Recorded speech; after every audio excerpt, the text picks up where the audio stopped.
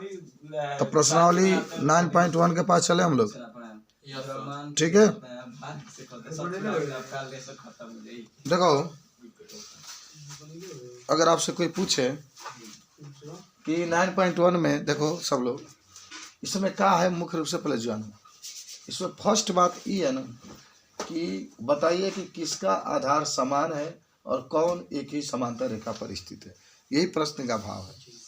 जैसे इसमें हर एक सवाल में दो दो आकृतियां दी गई है, और यदि दोनों आकृति एक ही रेखा पर है और उभयनिष्ठ है, माने जहाँ से पहला आकृति गई बा वहीं से दूसरा आकृति भी जाता है, तो आप कहेंगे दोनों का आधार एक ही है।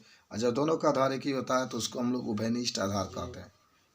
जब दो आकृति है और दोनों का आकृति क्या हो, एक ही हो, तो उसे हम लोग क्या कहते हैं, उभयनिष्ठ आधार कहते हैं। उभयनिष्ठ आधार कहते हैं। अब देखो ध्यान से, मान लो आकृति दिया गया DCBA और यहाँ पर P दिया गया। अब देखो यहाँ तो आकृति देखना, एक तो DCBA तो देखो यह एक चतुर्भुज है। DCBA क्या है, चतुर्भुज है, पहला बात। दूसरा है DCP यह एक त्रिभुज है। मैंने आपको कहा था कि DCBA एक चतुर्भुज है और DCP क्या है, त्रिभुज है। अब एक बात बताते हैं तुमको ध्यान से, दोनों आकृति के देखो, तो जब देखोगे तो ऐसा महसूस होगा दोनों आकृति का आधार एक ही है, का DC। देखो जहाँ से चतुर्भुज निकला है ना, वहीं से तुम्हारा त्रिभुज भी निकला है। तो दोनों का आकृति एक ही आधार पर है, और आधार क्या आपका है, DC। आधार क्या आपका, DC। तो अब जब इसके बारे में कुछ बताओगे तो क्या कहोगे, देखो उभयनिष्ठ आधार। अच्छा, उभयनिष्ठ आधार का मतलब होता है कि दो आकृति बनी गई है, दोनों आकृति का आधार एक ही हो, तो उसी को उभयनिष्ठ आधार कहते हैं। तो देखो तो लिखा गया उभयनिष्ठ आधार, दोनों आकृति का उभयनिष्ठ आधार CD है ना। चाहे DC लिखो चाहे CD लिखो। पहली बात जानो, दोनों का उभयनिष्ठ आधार का मतलब दोनों एक ही बिंदु से निकले हो। जैसे यहाँ से ये चतुर्भुज बन रहा है तो यहीं से आपका त्रिभुज भी बन रहा है, इसलिए हम इसको उभयनिष्ठ आधार कह रहे हैं, ठीक है। अच्छा, अब आइए समांतर रेखा। अगर आपको ऐसा महसूस हो रहा है कि दोनों आकृति एक ही रेखा पर मिली, देखो इस आकृति के देखो त्रिभुज, पहले तो समांतर चतुर्भुज को देखो, चतुर्भुज को देखो DCBA, ये दोनों एक ही रेखा पर है, A और B पर। ये दोनों एक ही रेखा पर है, किस पर, A और B पर।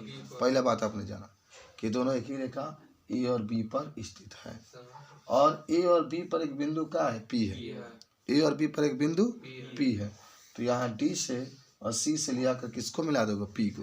अब यहाँ से देखो तीनों एक ही रेखा पर है, APB तीनों एक ही रेखा पर है। तो जब तीनों एक ही रेखा पर होगा ना, तो आप कहेंगे इसमें कि यह माने देखो दोनों आकृति का शीर्ष एक ही रेखा पर स्थित है। ये बताना है कि है कि नहीं, तो है ना। देखो एक ही रेखा, अगर मान लो AB रेखा खींचो तो AB रेखा पर ही A है, और इसी पर P है, और इसी पर क्या है, B है। और तो हम लोग लिख सकते हैं कि दोनों आकृति का शीर्ष का मतलब कोर। जैसे चतुर्भुज का ये भी एक कोर है शीर्ष, ये भी एक कोर है, त्रिभुज का ये कोर है, तो तीनों एक ही रेखा पर है, तो दोनों आकृति का शीर्ष एक ही रेखा पर स्थित है। और फिर कह देना कि AB समांतर CD, AB समांतर का लिख दोगे CD, देखो बता सकते हो। समझ में आया, बताओ। माने दोनों का आधार एक ही है, ये आधार एक ही का मतलब होता है कि CD पर दोनों है। यही आपको लिख करके दिखाना था, समझ में आया जी। अब सुनो, दूसरा आपको एक चित्र दिया गया है। तो अब इस चित्र में देखो यहाँ पर है, मान लो CQTP जो भी है, PSQT है और यह MN है।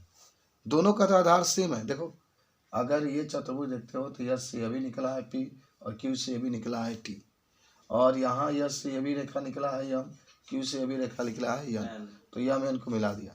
तो आप यहाँ पर इस हमारे चित्र से स्पष्ट हो रहा है कि चूंकि दोनों आकृति का आधार SQ है ना।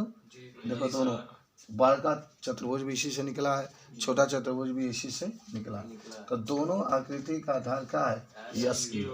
लेकिन अब देखो ना, ये एक ही रेखा पर स्थित नहीं है, क्योंकि मान लो इस चतुर्भुज का PSQT का PT देखो अलग रेखा पर है, PT ऊपर है और MN क्या है, नीचे, तो क्या लिखा जाएगा, लेकिन दोनों एक ही समांतर रेखा पर के बीच में स्थित नहीं। देखो ये दोनों समांतर रेखा के बीच में थे, सब दोनों आकृति एक ही रेखा पर स्थित है, और ये क्या है, अलग अलग रेखा पर स्थित है, इसीलिए कह देंगे कि समांतर नहीं।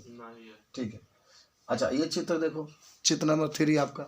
तो आप इसमें देखेंगे तो यहाँ पर S T P Q R, पहले खोजो, पहले माने खोजा जाता है ना कि कहाँ से दोनों की उत्पत्ति हुई है, दोनों माने कोने पर।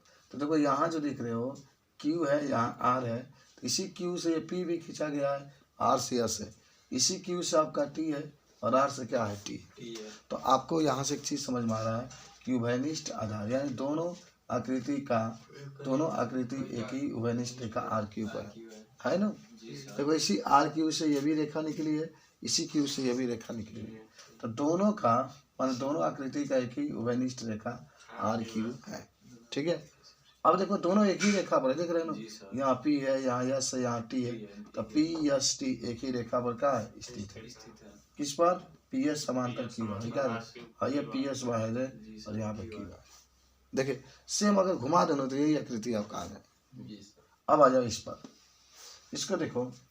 अब बताओ, ये तो मान लो कि पहले आप देख रहे हैं चित्र को, तो मान लो यहाँ से उत्पत्ति हो रही है, लेकिन आधार दोनों का सेम नहीं है।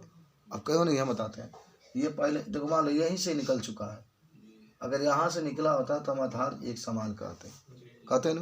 हालांकि इसका शीर्ष तो सेम है, शीर्ष तो एक ही रेखा पर स्थित है, लेकिन जब आधार नहीं किया तो आगे कोनो चीज ना लिखा गया दोनों आकृति का आधार उभयनिष्ठ नहीं। देखो आपको सोच रहे हो कि सर यहाँ तो है दोनों, लेकिन ना, जहाँ से उभयनिष्ठ का मतलब है कि पूरा का पूरा रेखा आना चाहिए। मान लो आधा होता है, आधा होता ही नहीं, मान लो पी क्यू है तो यार है, अब इसका आगे आ ही नहीं रहा, तो इसको क्या कहेंगे कि इसका आधार जो है उभयनिष्ठ नहीं। ठीक है। अब आ जाओ इस पर, क्वेश्चन नंबर 5 पर आओ। क्वेश्चन नंबर 5 आपसे ही कह रहा है कि ये आकृति बनाएगा। देख लो ध्यान से, आकृति में कहा है ना कि यहाँ ए डी, यहाँ सी, मान लो यहाँ भी सी, बी बी, तो देखो दोनों का आधार तो सेम है। यहाँ से ए निकला है तो ये भी आकृति बनी है, और यहाँ से ये भी आकृति बनी है। तो दोनों आप यहाँ से क्या देखे, कि दोनों का आधार सेम है, दोनों एक ही आधार पर है जिसका नाम क्या है, ए डी है। दोनों एक ही आधार पर है जिसका नाम क्या है, ए डी है। सबको याद हो गया। लेकिन दोनों, सुनो ध्यान से, लेकिन दोनों एक ही रेखा पर स्थित नहीं। देख रहे हैं ना, एक ही रेखा पर स्थित है, देख रहे हैं ना। ये भी आकृति जाकर पी से मिला है, ये भी जाकर सी से मिला है, और बी सी आपका है। तो उभयनिष्ठ आधार भी दोनों का है। तो पहला आकृति ये बड़ा वाला जो जा रहा है वो, और दूसरा आकृति जो यहाँ से निकला है वो, तो दोनों आकृति एक ही आधार ए डी पर स्थित है, तथा दोनों आकृति के शीर्ष एक ही रेखा पर है ना। इसका भी जाकर देखो यहाँ पर है, और इसका भी जाकर देखो यहाँ पर है, तो दोनों आकृति के शीर्ष एक ही रेखा पर स्थित। ठीक। अब आ जाओ इसमें भी दो आकृति दिया गया, एक देखो दिया गया ए डी सी बी, एक ही आकृति दिया गया, एक पी क्यू आर एस, दो आपके दिया है। तो बताओ ना, हाई आकृति अगर लेते हैं ये वाला, तो कहाँ मैच कर रहा है। मान लो यहाँ से निकला होता हूँ ना, इसको कहते कि मैच कर रहा है, तो दोनों आकृति का आधार उभयनिष्ठ नहीं है। यहाँ से निकला होता तो हम लोग उभयनिष्ठ कहते हैं, बीच में से निकला है तो उभयनिष्ठ नहीं, जैसे ये बीच में से निकला था तो उभयनिष्ठ नहीं।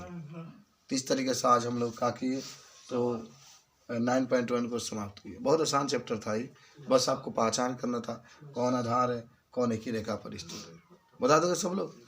ठीक है, चलिए 9.1 का पूरा खत्म।